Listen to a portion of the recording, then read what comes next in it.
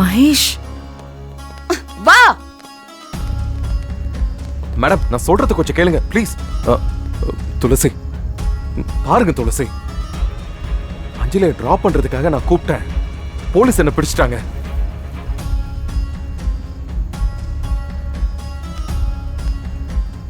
நீங்களாவது கொஞ்சம் சொல்லுங்களேன். அஞ்சலி என் ஒய்ஃப் தானே. மேடம் நீங்க அவரை விடுங்க. அக்கா சும்மா இருக்கியா? இது அஃபிஷியல் மேட்டர். பாசே,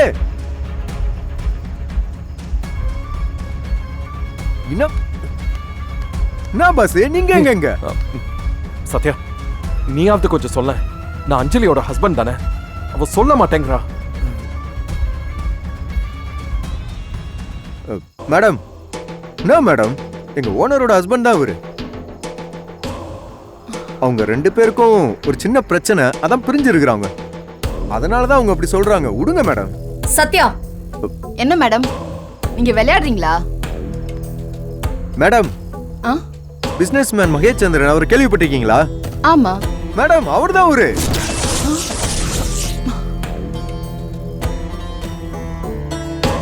சத்யா, உனக்கு எதுக்கு இந்த தேவையில்லாத வேலை? ரொம்ப நல்லவனா இருக்காத. அப்படியெல்லாம் இருந்ததுனாலதான் நான் இவ்வளவு கஷ்டப்படுறேன். என்ன மேடம் நீங்க? மேடம் சாரி, அவ சார்பா நான் மன்னிப்பு கேட்டுக்கிறேன். அஞ்சலி, சத்யா என்னன்னு கொஞ்சம் பாருங்க. சரி madam. Owner, owner. Mahesh, I am really very sorry. நீங்க கிளம்பலாம். It's okay. சாரி மேடம், சின்ன பொண்ணு ஏதோ கோவத்துல பண்ணி. It's okay ma'am. நான் சொன்ன ப்ரொசீஜரை கொஞ்சம் ஃபாலோ பண்ணிக்கோங்க. சரியா? கூட்டிட்டு போங்க எல்லாரும். ஓகே, கூட்டு வாங்க. எல்லாரும் பாராட்ட ஆரம்பிச்சிருக்காங்க. துளசியோட அதிரடி நாளுக்கு நாள் அதிகமாயிட்டே போகுது. டேய், எதுக்குடா இப்ப டிவி ஆஃப் பண்ண? ஏன் உங்களுக்கு பாக்குறதுக்கு வேற சேனலே கிடைக்கலையா? எப்ப பார்த்தாலும் இந்த நியூஸ் சேனல் தான் பாப்பீங்களா? அப்பா,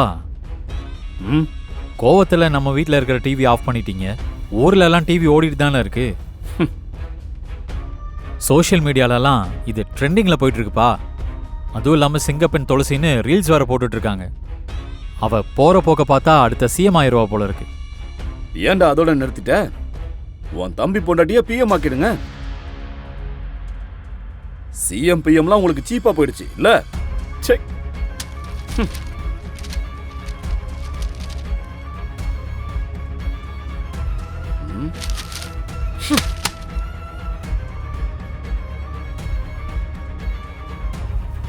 மாமா, பதட்டப்படாதீங்க.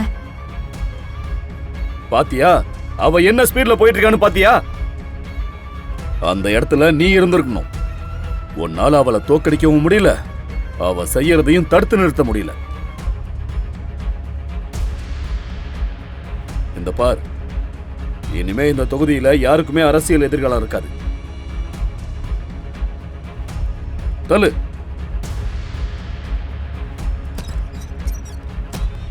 விடமாட்டேன் மாமா. இது எல்லாத்துக்கும் நான் ஒரு முடிவு கட்டுறேன்.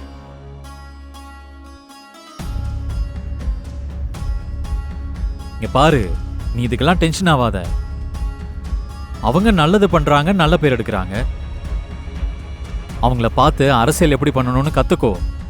ஏன்னா ஃபியூச்சர்ல நீயும் அரசியல் ஏதாவது பண்ணி வரணும்ல. சரியா? பொறாம மட்டும் படாத.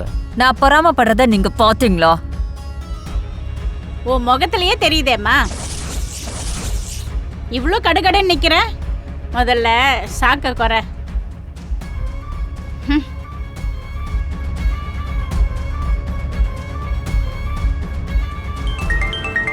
போன்கா. சொல்லுங்க சார். அஞ்சலி, ஒரு ஹாப்பி நியூஸ்மா. என்ன சார்? உன்னோட கண்டுபிடிப்ப வேர்ல்டு ஃபுல்லா நான் டிஸ்பிளேக்கு அனுப்பியிருந்தேன். அதுல உன்னோட ப்ராடக்ட் நிறைய பேருக்கு பிடிச்சிருக்கு. பெரிய இன்வெஸ்ட்மெண்ட் அமௌண்ட் கிடைச்சிருக்குமா? சார் என்ன சொல்றீங்க? எப்போ சார்? அது சர்ப்ரைஸ்.